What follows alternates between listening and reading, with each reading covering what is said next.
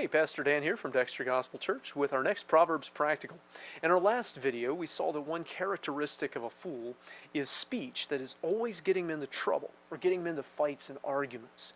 This next verse carries that same thought forward, looking at just how serious a problem that is.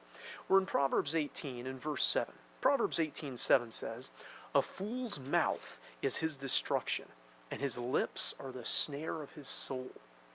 So verse 6 told us that what a fool says will get him into contention or strife, and it will cause him to be punished at some point. But many a fool will kind of shrug and say, yeah, I can handle it. Whatever problem comes along, they'll think it's really not that big a deal to be insulting or argumentative or be careless with the truth or any of the other characteristics of foolish speech throughout this book. But this warns that it really is a big deal. It's going to lead to very bad ends. His mouth won't just be his nuisance or his problem. It says his mouth will be his destruction. It'll be his downfall. People won't forget some of the things that he says. Some of what he says is going to do real harm, and it's going to come back not just to haunt him, but to destroy him. Now, for some, this has been literal even in this life. Things that they have said have led directly to their death. In many other cases, it's more a matter of what a person is building being destroyed, something that they're trying to achieve being undermined or ruined by the things that they say that prevent it from working out. They might have great ideas, but if those ideas are coupled with a foolish speech, they can't succeed. It comes to destruction. And then ultimately, the fool ends up in a judgment even more serious than any upon this earth. The last verse says that that his speech calls for strokes. That is, sooner or later, he's going to run afoul of some authority that's going to have the jurisdiction and the ability to cause consequences for what he says. This verse takes that the next step and tells us that his lips are the snare of his soul. Ultimately, that judgment that comes upon a person for what they say can be a spiritual judgment, can be a soul level, a life level punishment. Jesus tells us in Matthew 12:36 and 37, "But I say unto you, that every idle word that men shall speak, they shall give account thereof in the day of judgment.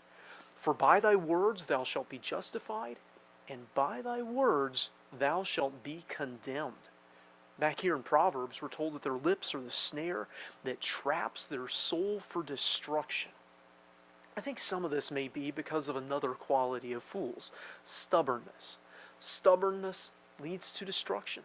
The fool says something, and it's wrong, but he's too proud or too stubborn to back down from what he says. He can't just apologize, can't just confess that what he said was wrong or untrue or harmful. He can't just make amends for it because of his pride and his stubbornness. Once he says something, he's committed to his course, and he can't repent. And so he gets in soul-deep trouble because of things that he says.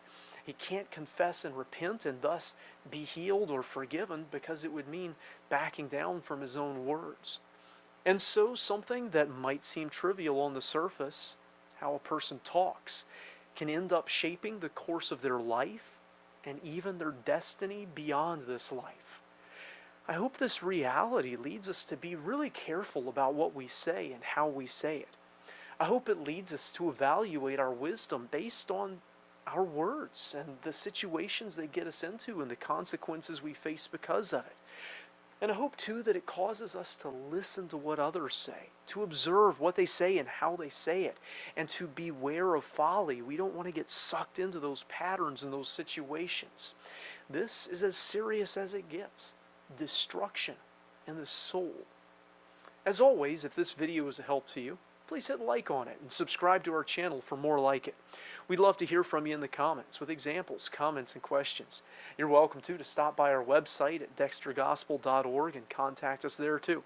Until next time, I hope you stay well and speak wisely.